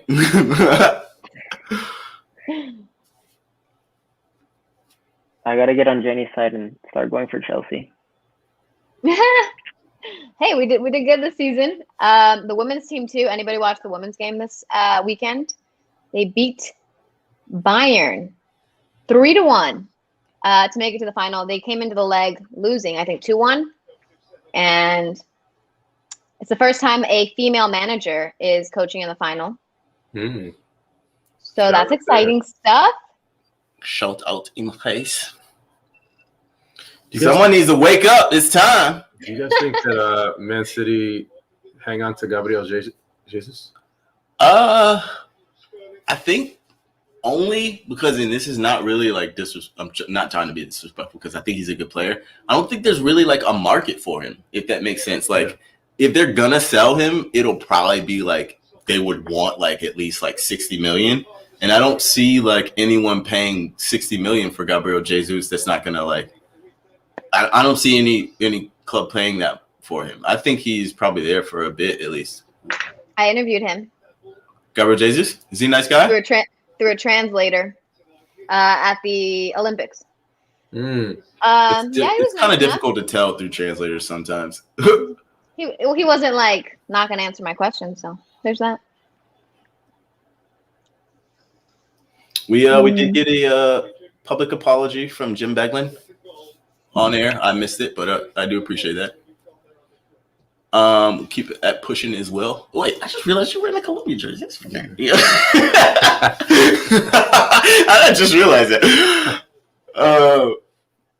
Oh, he tried it. Neymar just said. Am I a Chelsea fan? I work for Chelsea, so Well, but are you a take Chelsea that fan? as you will. Yeah, I am. I mean, I have to watch them so much. If you watch them that much and you've seen the struggle and you get to know the fan base, like how do you not get behind them? Who's your favorite? Who's your It's favorite really player? lovely stuff. Favorite Chelsea player all time? Can I say anything but Christian Pulisic as an American? Yeah. Absolutely. You I mean, can. I really like You very much favorite can. Chelsea player like all time? Ooh, no. Before I became like working in football, the person who stood out to me the most was Petr Cech. I don't know when people talk about Drogba and they talk about all these big names. Yo, is I'm it like, I don't Aguero know. in the gym for real though? It What's wasn't- going on? He looks a wasn't little even a heftier. rep. What's up, buddy? I mean, wasn't even a goalie. Getting that pump on? What's up, Steven, who's your cuzzo? favorite Chelsea player? Oh, my favorite Chelsea player. I mean, they say he wasn't like the best, but I liked Fernando Torres. You just Ooh, like but not Fernando at Torres. Chelsea. You definitely though. didn't like him at Chelsea. He's like, yeah, I like Fernando Torres, but let's get it clear. He was not Fernando Torres at Chelsea. Have you seen him recently? Yo! Oh my goodness! He's jacked, isn't he? He's so jacked. Why is that man so large? What is going on? If I had to pick a Chelsea player, it would have to be. I can't hate Drogba. I interviewed. that's fair. Okay, so when I was at Copenhagen, we did like a long interview with Ashley Cole and Michael Essien, and I wanted so much to hate, like especially Ashley Cole because of the whole Arsenal thing. Like he was so nice, bro. Like he was such a nice dude. Like Essien was such a nice dude. They kicked it with us. Like we had like a 30-minute interview, and then we were done with the interview. Like we were just kicking in the office, and they were like, and like someone was playing FIFA, and like I was like, "Yo, you want to play?" Ashley Cole was like, "Yeah, man, that's fun." Michael Essien's like just kicking it. Like they were both like super chill. Oh. Damn. Oh my God. Kyle Walker's so strong. Kyle Walker just big boyed the shit out of Neymar. Oh my goodness. Oh, yo, that's a card. Great squadron. I appreciate you loving your daughter's loving watching the Chelsea women's team. Those are some great jerseys to have. Berger is amazing. If I had to get a keeper jersey, any keeper jersey, and Katrin Berger has been on her smoke. Is that a saying? Smoke? Goodness. Is that a red? That is embarrassing. No, you got a yellow. Jesus. I think that could have been a red. Yeah. So I think a player that stands out, he's not my favorite if I had to pick a Chelsea player that I like, but a player that I think never got enough recognition for how good he was because everyone wanted to talk about John Terry is Carvalho. I think Carvalho at Chelsea's peak in that era was so underrated. So he's up there. Drogba was just – he seemed like a fun guy to be around. He did seem like a really good teammate, just like not the best African player ever. If you're ever going to try and argue with that with me, there's a young fella named Samuel Eto'o who exists. But a hell of a player. I can't stop thinking about Kyle Walker just sunning Neymar right then. That was embarrassing. My goodness. Neymar. Okay, my goodness. Get the one goal. Leave the ball, dude. Dang.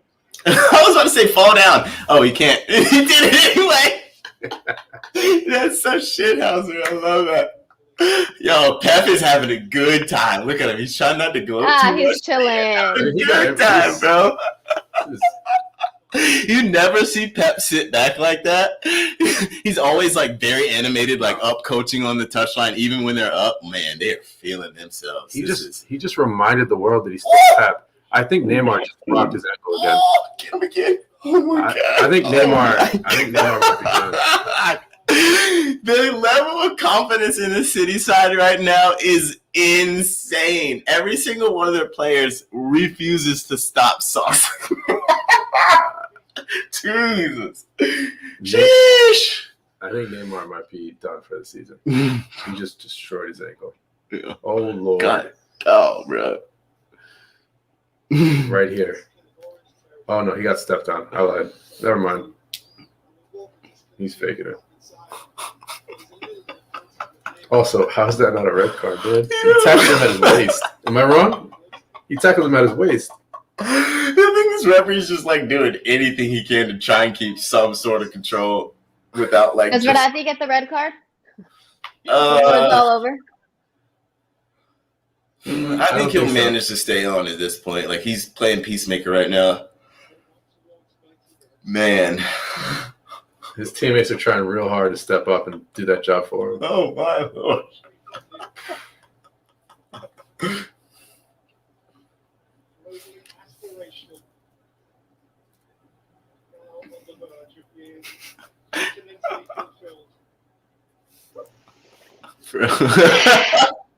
I keep thinking about that Kyle Walker. They didn't show it again either. I just saw laughing. Oh my God. Oh my God. I do want to go back to your point about Ricardo Carvalho though, because I think he was super underrated during that time. But I think it was like because he was like so quiet in what he did. It was like he never like flew across to make a tackle. He just like cleaned shit up constantly, like always. He wasn't your like rah leader. No, he was just quietly efficient and good as hell. Almost never made mistakes. And he wasn't fast either. That was the thing. Like he just like appeared, and it was like, yo, where did he come from? I didn't even see him run. He just like just appeared in the way of the ball. Why is he there? And then Pepe's running around and kicking the shit out of him. Do you guys think Neymar will score this free kick? Maybe as one last I don't even know what you would say. I was gonna say Vaffanculo, but that's Italian. Yeah, putain. Le melt. I think he's headed straight to Brazil. I literally have no idea what you're saying. No. It's just French. Red Squadron. I'm sitting here looking at my signed game-worn boot from Drogba. That's fire. XJM 992. Rio and Vidic or Terry and Carvalho. For me personally, although I hate both of those pairings because obviously I'm an Arsenal fan, I gotta go with Rio and Vidic. Sure. I gotta go Rio and Vidic. That's one of the greatest center back pairings ever to exist. The physicality Vidic brought, his reading of the game, the fact that he was built out of just pure Serbian marble, and just would kick the hell out of you. And then Rio Ferdinand, at his peak, he was one of the fastest defenders I've ever seen. 6'1", 6'2", insanely quick, read the game well, was good on the ball, super smooth, and both of them were a threat from set pieces. So gotta be those two for me. I had a chance to watch Rio Ferdinand play live a few times, and that man is impressive. In his peak, he was impressive. Different. He was built different. Did anybody get that prediction right? 2-0 Man City. Did anybody have that? I don't remember. You had one. I had 2-1. 2-1. I had 1-1 City going. Anyone in the comment section? Someone in the comments said right? 2-0 City. Someone said 2-0 City. I remember that for sure. No, wait. Wasn't it your brother? No, he said 2-0. Yeah. My older brother did. Your older brother. Didn't he say 2-0 Chelsea? All right. I mean, Chelsea, Man City. How do you guys think... Aged Elephant called it, and JD1 shouted out the other Chew who did get it. Well, yeah, I mean, y'all, that's it. We're going to be back. We're going to get a English final.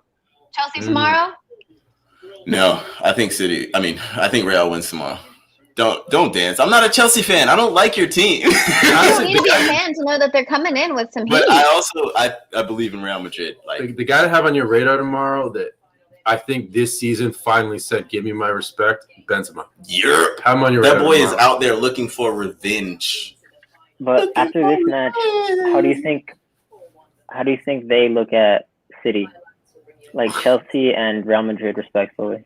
I think both of those teams are scared of City. Absolutely. Look at Jenny's face. She didn't want City. I She didn't want those problems. I don't good. think anybody wants those problems. What's funny is I think Madrid goes through tomorrow, but I think that Chelsea's a better matchup for Man City. Facts.